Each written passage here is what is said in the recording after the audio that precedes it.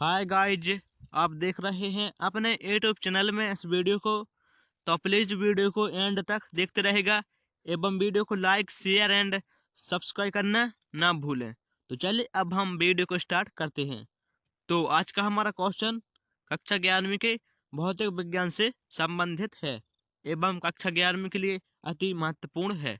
तो चलिए अब हम क्वेश्चन को जान लेते हैं। मूल मात्रक एवं व्युत्पन्न मात्रक किसे कहते हैं? तो चलिए सबसे पहले जान लेते हैं कि मूल मात्रक क्या है, अर्थात मूल मात्रक की परिभाषा। मूल राशियों के मात्रकों को मूल मात्रक कहते हैं। मूल मात्रक एक दूसरे से पूर्णतः अर्थात पूरी तरह स्वतंत्र होते हैं। जैसे एग्जाम्पल देख लेते हैं।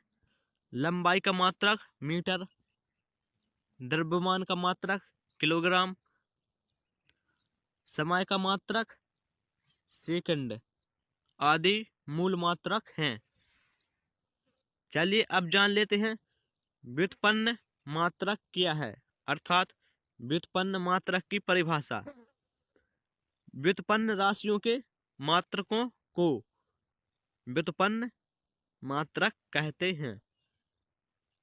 व्युत्पन्न मात्रक मूल मात्रकों से व्युत्पन्न होते हैं, अर्थात उत्पन्न होते हैं एवं मूल मात्रकों से ही प्राप्त होते हैं। जैसे एग्जाम्पल देख लेते हैं। चाल का मात्रक मीटर प्रति सेकंड, जो कि मीटर व सेकंड मूल राशियों के मात्रक हैं, अर्थात चाल का मात्रक दो मूल राशियों पर निर्भर करता है और चाल का मात्रक मीटर प्रति सेकंड एक व्युत्पन्न मात्रक है जो मूल मात्रकों मीटर एवं सेकंड से प्राप्त होता है।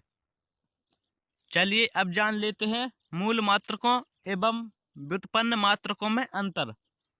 मूल मात्रक, पहला पॉइंट है मूल राशियों के मात्रकों को मूल मात्रक कहते हैं। व्युत्पन्न मात्रक, व्युत्पन्न राशियों के मात्रकों को व्युत्पन्न मात्रक कहते हैं।